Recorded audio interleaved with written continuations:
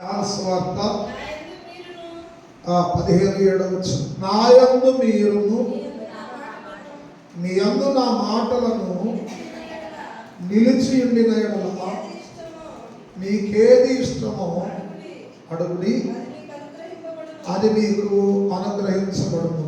దేవుని స్తోత్రం కలుగును. యేసు ప్రభుల వారు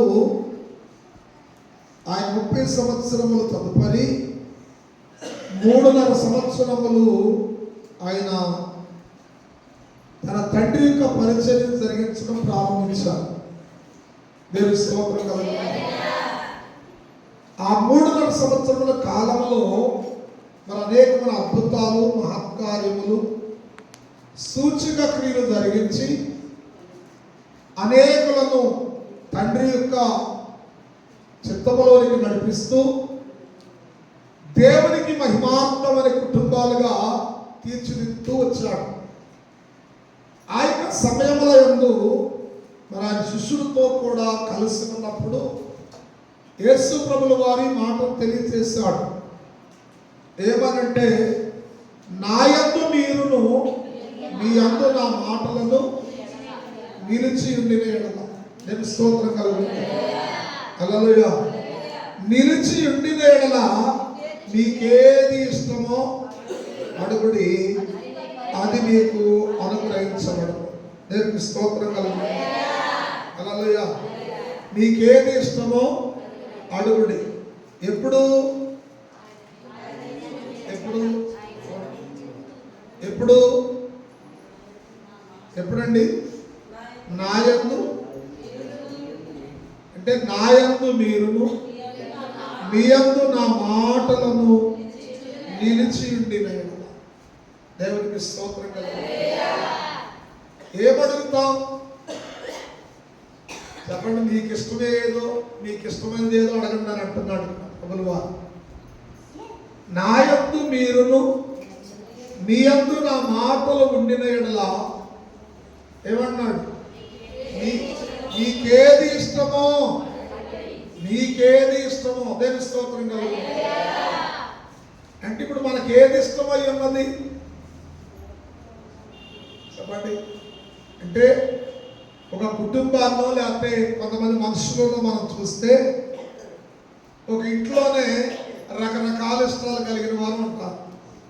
కొంతమంది దేవునికి లోబడేవారు, కొంతమందికి లోబడని వారు, లేకపోతే బాహ్య సంబంధమైన కొన్ని వస్తువుల మీదనో, లేదా ఎండి బంగారాల మీదనో, లేదా వస్త్రాల మీదనో, లేదా ఇంకా ఆహార వస్తువుల మీదనో, ఇలా మనం చూస్తే రకరకాలైన ఇష్టాలు మన మనుషులకు ఉంటాయి. దేవుని స్తోత్రం కలుగును. హల్లెలూయా. అందుకని ఇక్కడ ప్రభుల వారు అంటున్నాడు, మీకేది ఇష్టమో. ఇప్పుడు మీకేది ఇష్టమో అన్నప్పుడు దానికి ముందు మాట ఏమన్నాడు?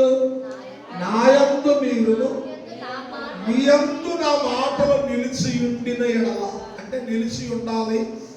నిలిచి ఉండిన యెడల అంటున్నాడంటే ఆ ప్రభు మాటలు వింటానికైతే వింటాం, కానీ చెప్పండి అవి మనలో నిలబడటం అనేది చాలా కష్టం. నేను స్తోత్రం కలుగును.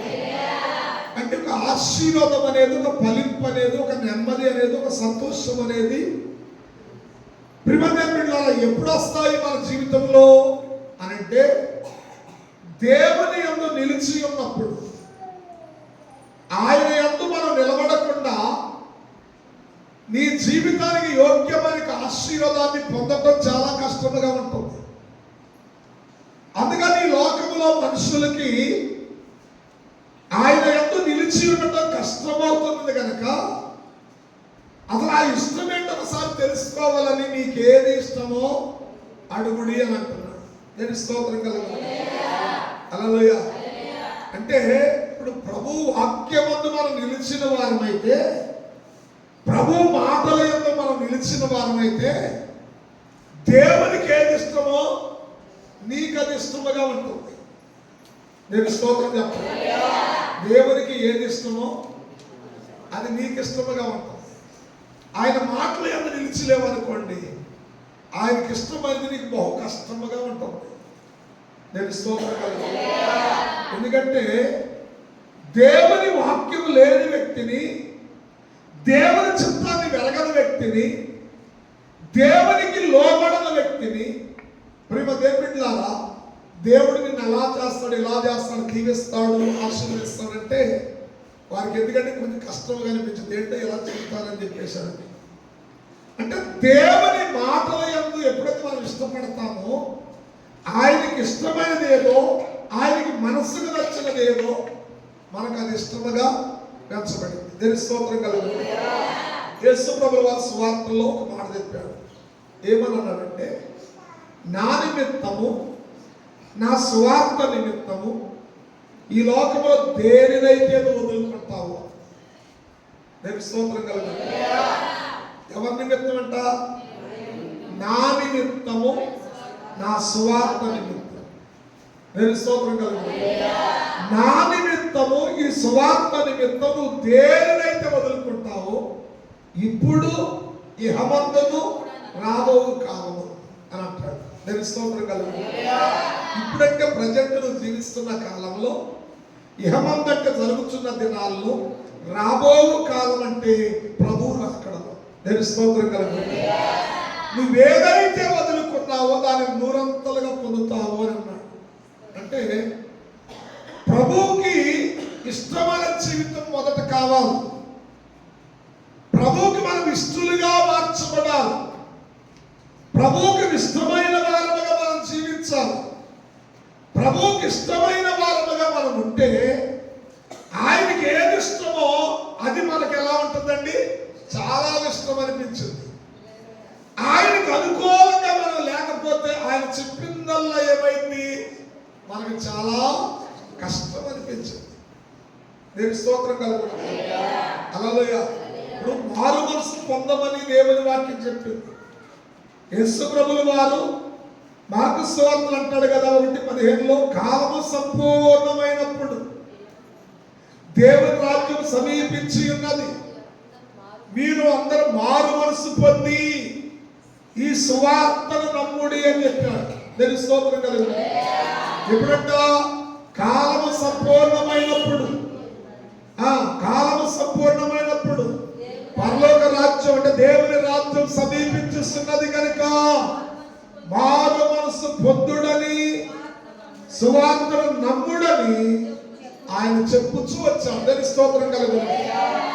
ఇది ఎవరికి ఇష్టమైంది? ఆయన వాక్యమందు నిలిచిన వారికి అది ఇష్టమైంది.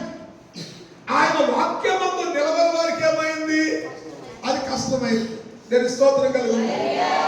పేతురు గారు మొదటి శతాబ్ద కాలంలో ఆదిమ సంఘము స్థాపించబడుతున్నటువంటి సమయంలో ప్రియమైన పేతురు గారి దగ్గర వచ్చి అడుగుతున్నారు, అయ్యలారా, మేము కూడా మీ వలే ఉండవాలంటే ఏం చేయాలి? మేము కూడా మీ వలే ఉండాలంటే ఏం చేయాలి అని అక్కడ అనేకులు వచ్చి పేతురు గారు అడుగుతుంటే, పేతురు గారు దేవునికి ఇష్టమైన మాట చెబుతున్నాడు. అయ్యలారా, మీరు మారు మనసు పొందాలి. పాప క్షమాపణ నిమిత్తమే ప్రతివాడును నామములో బాప్తిస్మం పొందుడని, అప్పుడు పరిశుద్ధాత్మ వరమును మీరు పొందుదురని. ఈ వాగ్దానం మీకే కాదు, మీ పిల్లలకును, మీ దూరస్తులందరికీ, అనగా తన యొద్దకు పిలిచిన వారందరికీ చెందునని వారితో చెప్పాడు. దేవుని స్తోత్రం కలుగును. మేము కూడా మీ వలే ఉండాలంటే ఏం చేయాలి? మరి మారు మనసు ఎలా వచ్చింది? నా యందు మీరు, మీ యందు ఏముండాలి? నా యందు మీరును, మీ యందు నా మాటలు ఉంటే ఏ మనసు వచ్చిందండి? మారు మనసు వచ్చింది. దేవుని స్తోత్రం కలుగును. నీవు ప్రభువు దగ్గర లేకపోతే, ప్రభు మాటలు నీలో లేకపోతే ఆ మనసు ఉండదు నీకు. మారు మనసు లేని వారిలో రకరకాలైన మనసులు ఉంటాయి. దేవుని స్తోత్రం కలుగును. హల్లెలూయా. సాతాను మనసు అది. కొంత అంటే కొంతమందిని చూడండి, ఒక మాట చెప్పిన తర్వాత ఆ మాట మీదకి నిలకడన్నది వాళ్ళకి. ఎందుకని చెప్పండి? వాళ్ళే చెబుతారు ఈ మాట. దేవుడు మా జీవితంలో ఎంత కార్యం చేస్తాడండి, ఈ కార్యమును బట్టి మా జీవిత కాలం అంతా దేవుని వదలకుండా బ్రతకాలని మా కొరకు ప్రార్థన చేయండి అని సాక్షి చెబుతారు. ఇంకా వాళ్ళ అడ్రస్ ఉంటుంది. అంటే అర్థం ఏంటి చెప్పండి? అంటే వారు చెప్పిన మాట మీద వారికి ఏమి లేదు, వారి మాట మీద వారికి నిలకడ లేదు, నమ్మకం లేదు. అది అంటున్నాడు, మీరు నా యందును నా మాటలు మీ యందు నిలిచి ఉండిన యెడల మీకు ఇష్టమైనది చెప్పండి అని అంటున్నాడు. దేవుని స్తోత్రం హల్లెలూయా. ప్రియమైన దేవుని బిడ్డలారా, నేను అంటున్నాడు, మీరు మారు మనసు పొందాలి. పాప క్షమాపణ నిమిత్తమే బాప్తిస్మము అన్నాడు. అంటే నీ పాపములు క్షమించబడుతున్నాయి అనే ఆ విశ్వాసమే బాప్తిస్మం. ఆ బాప్తిస్మం పొందిన తర్వాత పరిశుద్ధాత్ముడు నిన్ను ఎందుకు చేస్తాడు? నేను స్తోత్రం హల్లెలూయా. నువ్వెందుకు చేసుకోవడం కాదు, నువ్వు ఇంకా దేవునికి ఇష్టమైన రీతిలో ఉన్నావా? బాప్తిసం పొందినా దేవునికి ఇష్టమైన రీతిలో ఉన్నావా, దేవునికి కష్టమైన రీతిలో ఉన్నావా అనేది పరిశుద్ధాత్ముడు పరిశోధిస్తాడు. నేను స్తోత్రం హల్లెలూయా హల్లెలూయా. కనుక ప్రియమైన దేవుని బిడ్డలారా, అందుకని పేతురు గారి దగ్గరకు వచ్చి, అయ్యలారా మేము కూడా నీ వల్లే ఉండాలంటే నేను ఏం చేయాలంటే, ఆ పేతురు గారు అంటాడు, మీరు మారు మనసు పొందాలి. ఆ మారు మనసుకు తగిన ఫలమే మీరు క్షమించబడ్డారనడానికి రుజువు బాప్తిసం పొందాలి. క్షమించబడిన నిన్ను దేవుడు ఇష్టడుగా వెనుక చేస్తున్నాడు అనడానికి రుజువే పరిశుద్ధాత్మ. ఆ పరిశుద్ధాత్మ పొందటమే నీకు తెలియకుండా ఈ లోకానికి వేరైపోయే మనసు వచ్చేసింది. ఇక లోకంతో స్నేహం ఉండదు నీకు, లోకంతో పని ఉండదు నీకు, లోక కార్యకలాపాల్లో నీకు ఒత్తు ఉండదు. ఇక ఎందుకని నీకు తెలియకుండా వేరైపోతావు, నీకు తెలియకుండా లోకానికి దూరం అయిపోతావు, లోక క్రియలకు దూరం అయిపోతావు, లోక మార్గానికి దూరం అయిపోతావు, లోక కార్యకలాపాలకు దూరం అయిపోతావు, లోక ఆలోచనకు దూరం అయిపోతావు, లోక స్నేహానికి నీవు దూరం అయిపోవడానికి గుర్తు. దేవునికి స్తోత్రం కలుగుతుంది. హల్లెలూయా హల్లెలూయా. అందుకని ప్రియమైన దేవుని బిడ్డలారా, మీరు మారు మనసు పొందాలన్నప్పుడు దానిని అంగీకరించిన వారు, ఆ మాటలు యందు నమ్మికొచ్చిన వారు, ప్రభువునందు నిలిచి ఉండి ప్రభు మాటలను వారి హృదయంలో భద్రపరుచుకున్నటువంటి వారంట 3,000 మంది ఏమయ్యారు? బాప్తిసం పొందారు. 3,000. దేవుని స్తోత్రం హల్లెలూయా. అందుకనే నీకేది ఇష్టమో ఇది నీ మనస్సును బట్టి తెలిసిపోతుంది. మీరు నా యందును నా మాటలు మీ యందును నిలిచి ఉండటానికి మీ ఇష్టాన్ని బట్టి మీలో దేవుని మాటలు ఉన్నాయా లేవో, మీరు నా దేవుని యొక్క ఉన్నవారా కాదా అని తెలుసుకోవడానికి నీ ఇష్టమో బయలుపరచబడినప్పుడు దానిని బట్టి నువ్వు దేవునికి ఇష్టడువా, ఇంకా లోకానికి ఇష్టలుగా ఉన్నావా? నేను స్తోత్రం హల్లెలూయా. ప్రియమైన దేవుని బిడ్డలారా, అపోస్తలుల కార్యముల గ్రంథము 16:14 ఒక సహోదరి మనకు కనబడుతూ ఉన్నది. అక్కడ లూదియా అనే సహోదరి కనబడుతూ ఉన్నది. ఆమె తూయతైన పట్టణస్తురాలు, సముద్ర తీరముల వెంబడి ఆమె ఊదారము పొడిని అమ్ముకుని బ్రతుకుతున్నటువంటి ఒక సహోదరి. దేవునికి స్తోత్రం కలుగుతుంది. పౌలు గారు ఆ దినం శ్రాంతి నిర్వహించుట, ఆ ఎవరైనా ప్రియమైన దేవుని బిడ్డలారా కనబడుతారేమో ప్రభువుని గురించి మాట్లాడటానికి, ప్రభువుని గురించి కనబరచడానికి ఎవరైనా ఉన్నారేమోనని పౌలు గారు సముద్ర తీరానికి వెళ్ళాడు. వెళ్ళినప్పుడు అక్కడ కొంతమంది స్త్రీలు కూడి ఉండటం చూసి వారితో కలిసి ప్రభువుని ఆరాధించాడు. ప్రభువుని గణపరిచాడు. ప్రభువుని గణపరిచిన తర్వాత ప్రభువుని కూర్చున్న మాటలు వారితో బోధించడం మొదలు పెట్టాడు. దాని స్తోత్రం కలగాలి. అప్పటికి ఏం చేస్తుందండి? చెప్పండి. వ్యాపారం చేస్తుంది. ఏం చేస్తుంది? వ్యాపారం చేస్తుంది. సముద్ర తీరంలో వ్యాపారం ఎలా ఉంటుందో తెలుసా? చాలా యోగ్యముగా ఉంటుంది. ఎందుకంటే సముద్ర తీరాలలో ఆయా ప్రాంతాల నుండి ప్రజలు ప్రేమదేవుడిని సందర్శించడానికి వచ్చి ఆ ప్రాంతంలో ఉన్న ప్రేమదేవుడు ఆ సముద్రాన్ని చూడటమో, స్నానాలు చేయటమో, ఆ విధానాన్ని చూడటమే కాకుండా అక్కడ ఉన్నటువంటి కొన్ని వ్యాపారాలు ఉంటాయి. ఆ వ్యాపారాల్లో కూడా మరి పాలిభాగస్తులై అక్కడ వస్తువులను కొనడం కానీ అమ్మటం కానీ జరుగుతూ ఉంటాయి. దేవుని స్తోత్రం కలుగు. ప్రేమదేవుడు ఆ సముద్ర తీరములో ఆ విస్తారమైన జనసమూహాల మధ్యలో ప్రేమదేవుడు ఒక వ్యాపారం చేస్తూ ఉన్నది. ఈ వ్యాపారం భయంకరమైన లాభమైనటువంటిది, ఆమె జీవితానికి యోగ్యమైనటువంటిదిగా మార్చబడి ఉన్న దేవుని స్తోత్రం కలుగునుగా. ఈ వ్యాపారం చేస్తూనే పౌలు గారు చెప్పుచున్న యేసు ప్రభువును గురించిన వాక్యాన్ని వింటున్నాను. దేవుని స్తోత్రం కలుగునుగా. పక్కన వ్యాపారం చేస్తానే ఉంది. చెప్పండి. దేవుని స్తోత్రం కలుగునుగా. చూడండి, ఆమెకి ఇష్టమైనటువంటి ఒక వ్యాపారం, ఆ వ్యాపారంలో వచ్చే లాభం. దేవుని స్తోత్రం కలుగునుగా.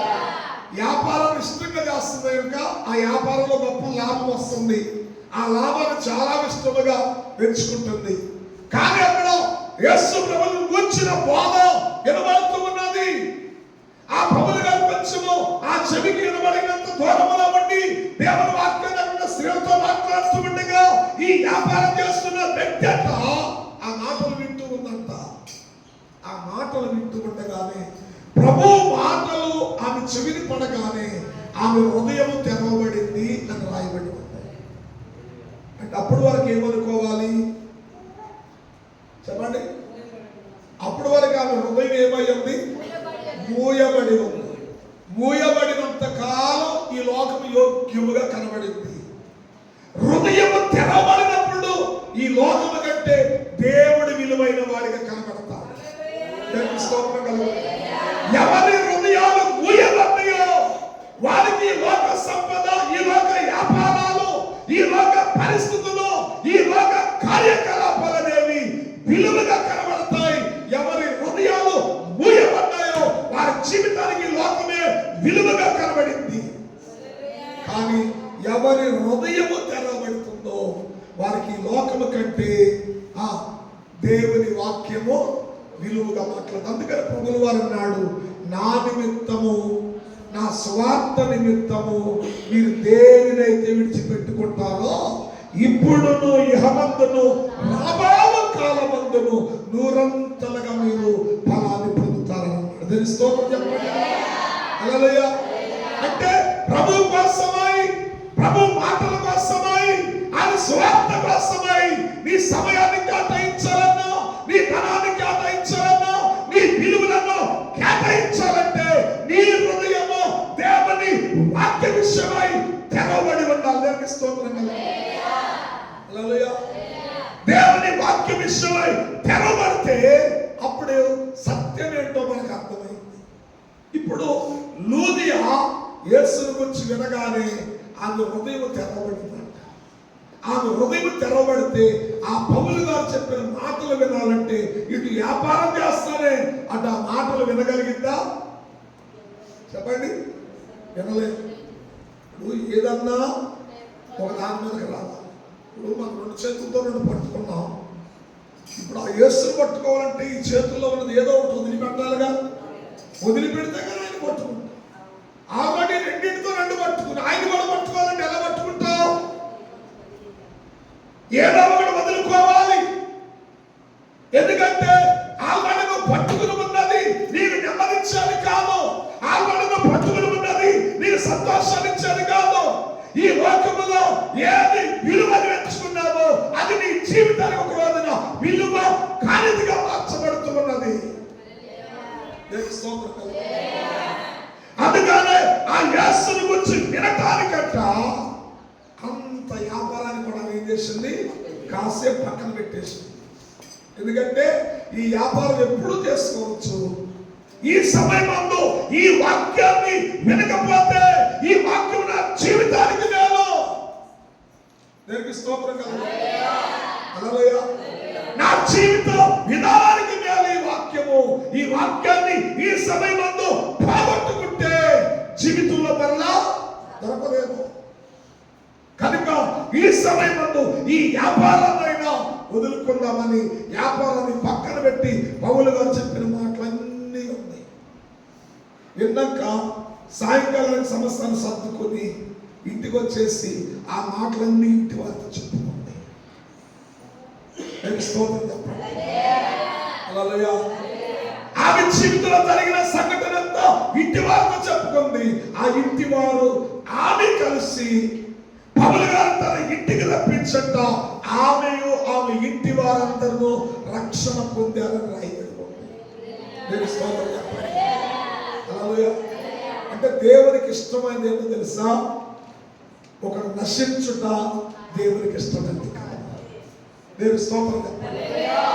నీవైనా నేనైనా నశించిపోవటము ప్రభువైన యేసుక్రీస్తుకి ఇష్టమైనది కాదు. ఎందుకని అంటే పరలోక తండ్రికి అది ఇష్టమైనది కాదు.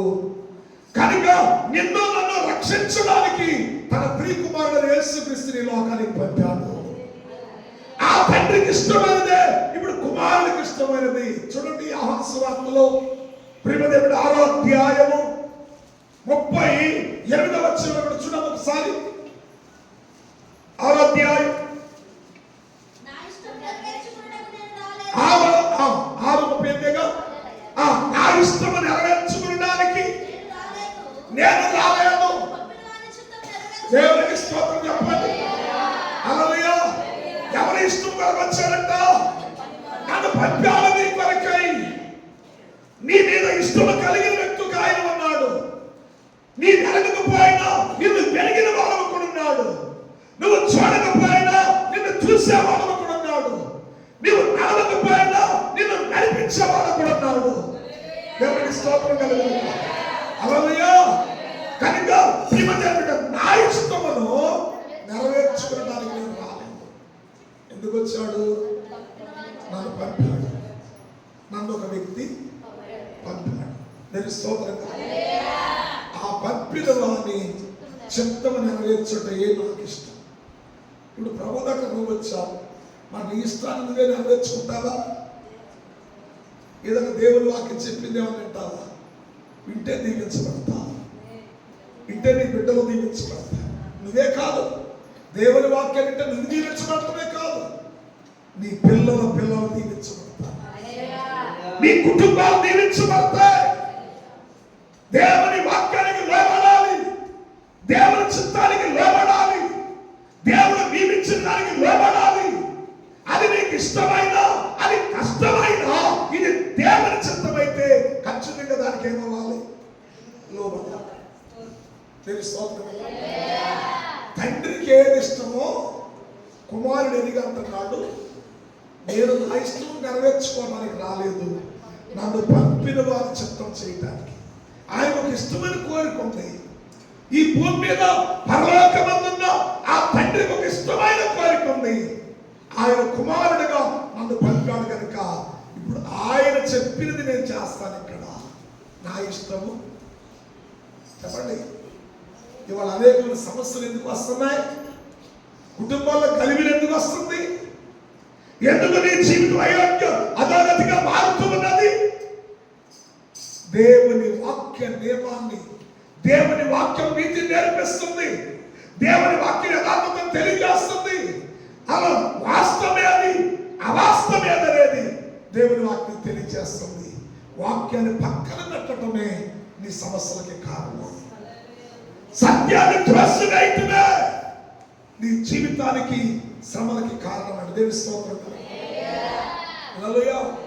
అందుకని నా ఇష్టమును నెరవేర్చుకోవడానికి రాలేదు, నా తండ్రి చిత్తమును, నన్ను పంపిన తండ్రి చిత్తము చేయడానికి వచ్చాను. ఇప్పుడు తండ్రి చిత్తం ఏంటి? దేవుని స్తోత్రం కలుగు. హల్లెలూయా. తండ్రి చిత్తం ఏంటయ్యా అని అంటే ఏమన్నాడు? లోకాసు వార్త 19:10 ఏమన్నా నశించిన దానిని వెతికి రక్షించడానికి వచ్చాను అంటే ఇది తండ్రికి ఇష్టమైంది. నశించిన దానిని వెతికి రక్షించడానికి వచ్చాను. ఎవరైతే నశించిపోతున్నారో, ఎవరైతే మార్గం తెలియక ఉన్నారో, ఎవరైతే సత్యం ఎరగకున్నారో, ఎవరైతే జీవితంలో జీవాన్ని పొందలేకపోతూ ఉన్నారో, ఆ జీవమును కలగచేయడానికి నేను వచ్చాను. నీ జీవితానికి సారమును కలగచేయడానికి వచ్చానంటున్నాడు ప్రభువు వారు. నశించిన దానిని వెతికి రక్షించడానికి మనుష్య కుమారుడికి లోకానికి వచ్చాను. అందుకని లూదియా ఎప్పుడైతే ఆ ప్రభు మాట వెనుక హృదయం తెరబడిందో, ఆమెకి ఇష్టమైనది ఏంటంటే వ్యాపారం, దాని వచ్చే లాభం. ఈ ఇష్టాన్ని పక్కన పెట్టింది కనుక దేవుని వాక్యాన్ని వినగలిగింది. దేవుని వాక్యాన్ని విన్న తర్వాత ఏం చేస్తుంది? అందుకని నా యందు మీరును మీ యందు నా మాటలు అన్నాడు. అంటే ఆయన యందు నిలబడిన స్థానం నీకుంటే ఆ మాటలు కూడా నువ్వు పట్టుకోవాలి. ఆ మాటలు నీ జీవితంలో తెలుసుకోవాలి, మేలుకరంగా మార్చబడతాయి. అందుకని ఇంటికి వచ్చింది, ఇంటి వారందరితో మాట్లాడుకోండి. ఇంటి వారందరూ ఇప్పుడు దేవునికి ఏది ఇష్టమో ఏం చేశారు? అందుకని నీకు ఏది ఇష్టం అడుగు అన్నాడుగా. ఇప్పుడు ఆ ఇంటి వారందరికి ఏది ఇష్టమనంటే ప్రభు ఇష్టడుగా మారిపోయాడు.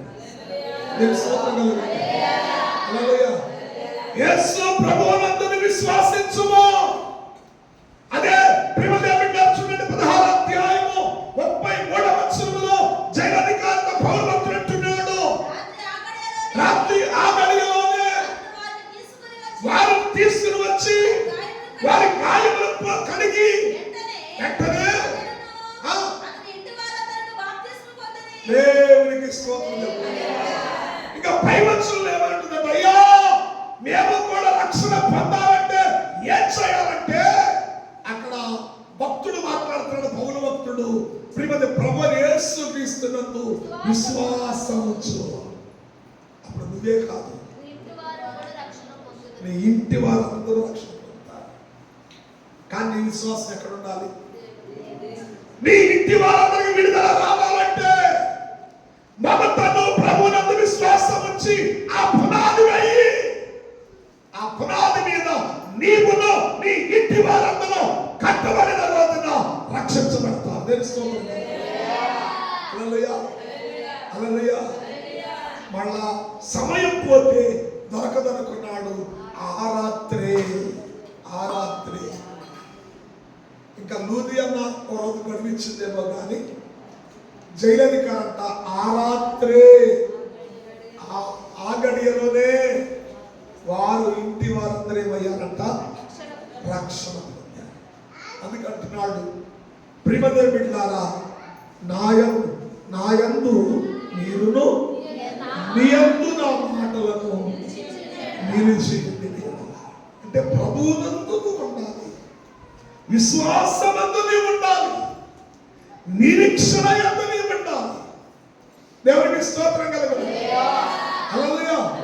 నా యందు మీరును మీ యందు నా మాటలను నిలిచియుండి మీకేది ఇష్టమో అది అడగమన్నాడు.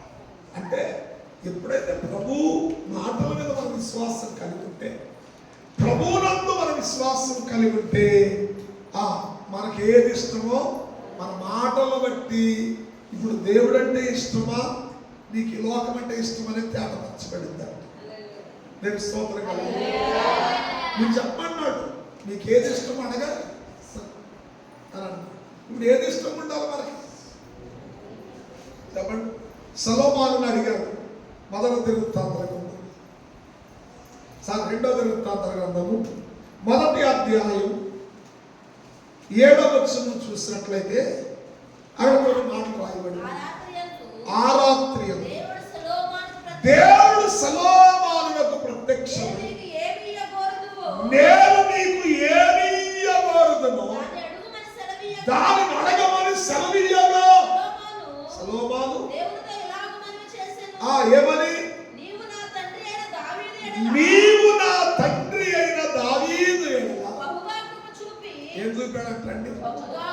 ఎందుకు చూపాడు? 1 సమూయేలు 21వ అధ్యాయము 7వ వచనములో, 1 సమూయేలు 21వ అధ్యాయము 7వ వచనములో, 7వ వచనములో, 7వ వచనములో ఎందుకు చూపాడు? 1 ఎందుకు చూపాడు? దేశంలో ఎంతమంది ఉండగా నా తండ్రి అయిన దావీదు యందు నువ్వు బహుగా కృప చూపావయ్యా అంటాడు. ఎందుకు చూపాడంటే ఎవరు దేవుని యందు విశ్వాసము కలిగి ఉంటారో వారి మీద ఆ బహుకృప కలిగి ఉంటారు. ఇక్కడ అంటున్నాడు బహుగా నా తండ్రి అయిన దావీదు యందు. ఇప్పుడు ఆ కుమారుడు పెద్దవాడు అయిపోయాడు, రాజ్య సింహాసనం మీద కూర్చున్నాడు. కూర్చున్నప్పుడు దేవుడు అడుగుతున్నాడు, కుమారుడా నీకేది ఇష్టమో, నీకేది కావాలో నన్ను అడుగు, నేను నీకు ఇచ్చేస్తానని అంటున్నాడు. ఇప్పుడు ప్రియమతి అంటున్నారు, ఏమడగాలి? చూడండి, ఏదో ఒకటి అడిగేస్తే సరిపోయిందా? చాలా మంది ఏదో ఒకటి చెప్పేస్తే సరిపోయింది అని అనుకుంటారు. ఏదో ఒకటి అలా చేసేస్తే సరిపోయింది అనుకుంటాం. కాదు, ఏదో ఒకటి చేస్తుంది నీ చిక్కులు నెమ్మది రాదు. ఏదో ఒకటి జరిగించేస్తున్నావా, దానివల్ల ప్రయోజనం లేదు. ఖచ్చితంగా నువ్వు చేసేది దేవునికి ఇష్టమైనదేనా? నువ్వు చేసేది వాక్యానుసారమేనా? నువ్వు వెళ్ళేది వాక్యానుసారమేనా? నువ్వు మాట్లాడేది వాక్యానుసారమేనా? లోబడే జీవితం కలిగిన ఉన్నావా? అప్పుడు మాత్రమే మేలనేది చూడగలుగుతాం. నీకు ఇష్టం వచ్చింది చేసేస్తే కుదరదు. ఖచ్చితంగా దేవుని వాక్యం దగ్గరకు వచ్చిన తర్వాత వాక్యానుసారమైన క్రమంలో నువ్వు లేకపోతే ఎవరి జీవితంలో కూడా నెమ్మది చూడలేవు. ఎందుకంటే ఆల్రెడీ లోకము క్రమం తప్పింది కనుక క్రమపరచడానికి యేసుని లోకానికి పంపాడు. ఆల్రెడీ లోకము దారి తప్పింది కనుక సరి అయిన దారిలో చేర్చడానికి యేసు ప్రభు వారి లోకానికి వచ్చారు. దేవునికి స్తోత్రం కలుగును. హల్లెలూయా. అందుకనే నా తండ్రి అయిన దావీదు యందు బహుగా కృప చూపిందివి కనుక అతని స్థానమందు నన్ను రాజుగా నియమించి ఉన్నావు కనుక దేవా యెహోవా వాగ్దానమును స్థిరపరచు. చూడు, నాకేదో కావాలని అడగట్లేదు నేను. ఆనాడు నా తండ్రిని ఏమని అడిగాడు? ఏమని అడిగి ఉంటాడంటారు? ఏమని అడిగి ఉంటారు? ఏమని అడిగి ఉంటాడు? చెప్పాలమ్మా, ఏమని అడిగాడు? వెనకాల ఉన్నవా, కుర్చీలో ఉన్నవారు ఏమని అడుగుంటాడు? నా తండ్రి అయిన దావీదు ప్రియమైన నీ ఎడల ఏ మనవ చేశాడో ఆ మనవని బట్టి నా తండ్రి ప్రియమైన జీవితంలో చేసిన ఆ వాగ్దానాన్ని నెరవేర్చాలంటున్నాడు ఇక్కడ కుమారుడు. అంతేగాని ఆయన సంతీసేయ్యా, ఆయన ఏదడిగాడు? నా ఆలోచన అంటున్నాడు. ఏమన్నాడు? ఏమన్నాడమ్మా? నా తండ్రి అయినా వాగ్దానం ఏం చేస్తాడు? ఏమడుగుంటాడు ఈయన అంటే ఆయన దేవుని సన్నిధిలో కూర్చుండి ప్రార్థన చేస్తూ అంటున్నాడు. దేవుని సన్నిధిలో కూర్చుని ప్రార్థన చేస్తూ ప్రేమ బిడ్డలారా, అయ్యా ఇంత యోగ్యతను తీసుకొచ్చావు కదా, ఇంత యోగ్యమైన జీవితాన్ని ఇచ్చావయ్యా, యోగ్యత లేని నన్ను ఇంత యోగ్యుడిగా చేసావంటే ఇది అసలు నేను ఊహించలేని స్థితి అయ్యా. చూడండి, రాజు అయినాక వచ్చి దేవుని పాదాల దగ్గర కూర్చున్నాడండి. మొదటి దినవృత్తాంతం 17:16 రాయబడి ఉంటుంది. అక్కడ రాయబడింది దావీదు వచ్చి దేవుని దగ్గర కూర్చున్నాడని రాయబడలేదు. దావీదు వచ్చి కూర్చున్నాడని రాయబడలేదు. రాజు అయిన దావీదు వచ్చి సన్నిధిలో కూర్చుని ప్రార్థిస్తున్నాడు. ఏమని?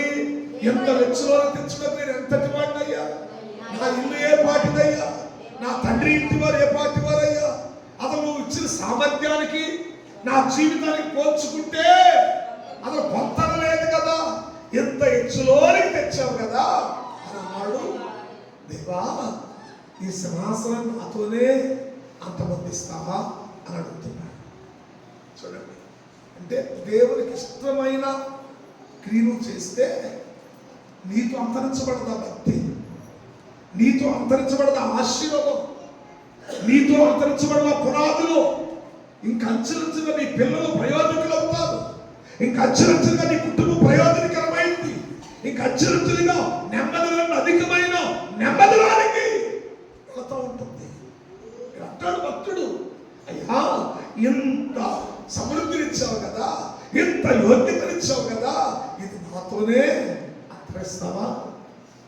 ఇది నాతోనే అంతరిస్తే అయ్యా అందించిన ప్రయోజనం ఏముందయ్యా? అయ్యా ఇది నాతోనే, ఈ సింహాసనము నాతోనే అంతమైపోతే విలువేముందయ్యా అనంటే దేవుడు అన్నాడంట, లేదు లేదు, నీకు కుమారుడు ఉన్నాడు, నీ కుమారుడైన సొలొమోనుని కూర్చోబెడతాను అక్కడ అని చెప్పాడు. తెలుస్తుంది హల్లెలూయా. ఏమన్నాడండి? అందుకనే అపోస్తలుల కార్యముల గ్రంథంలో అంటాడు 13వ అధ్యాయం 22వ వచనంలో, దావీదు ప్రియమైన బిడ్డ ఇష్టానుసారుడైన మనుషుడు, అతడు నా ఉద్దేశములను నెరవేర్చేవాడు. దేని స్తోత్రం కలగాలి. ఎవరండి? దావీదు తనష్టుడా? తన ఇష్టాన్ని నెరవేర్చుకునేవాడా? కాదు. ఒకవేళ నీ ఇష్టాన్ని నెరవేర్చుకుంటే నీతోనే, నీ ఇష్టానికి ప్రభు దగ్గర వచ్చామనుకోండి నీతోనే క్లోజ్ అంతే. కానీ వీడు దేవుడు అంటున్నాడు, అతడు నా ఇష్టానుసారమైన మనుషుడు. ఏంటి? రాజు అయ్యుండి కూడా రాజ్య సింహాసనం చూసంట దేవునికి దూరం అవ్వలేదంట, దేవుని సన్నిధిని దొంగిలించలేదంట. దేవునికి స్తోత్రం మనమైతే చెప్పండి, మనమైతే కనబడి కూడా కనబడ. అందుకని ఆ దేవుని మందిరంలో కూర్చుండి రాజయ్యుడు కూడా కూర్చుండి, అయ్యా ఇంత వెచ్చలోకి ఇచ్చావయ్యా, అసలు నేను ఊహిస్తుంటే నాకు అంతుపడుతున్నది, ఇది ఎలా సాధ్యమైందని. అయితే ఇది నాతోనే అంతమందిస్తావా? లేదు లేదు, నీ తర్వాత నీ కుమారుడిని సొలొమోనుని కూర్చోబెడతా, నీ సంతానాన్ని స్థిరపరుస్తాను అని దేవుడు వాగ్దానం చేస్తే ఆ వాగ్దానం ఎత్తిపట్టున్నాడు. నా తండ్రి ప్రమాణం చేసినట్లుగా. దేవునికి స్తోత్రం హల్లెలూయా హల్లెలూయా. నా తండ్రి ఏ వాగ్దానం చేశాడో ఆ వాగ్దానాన్ని నా జీవితంలో చేయమన్నాడు, నువ్వు స్థిరపరచు.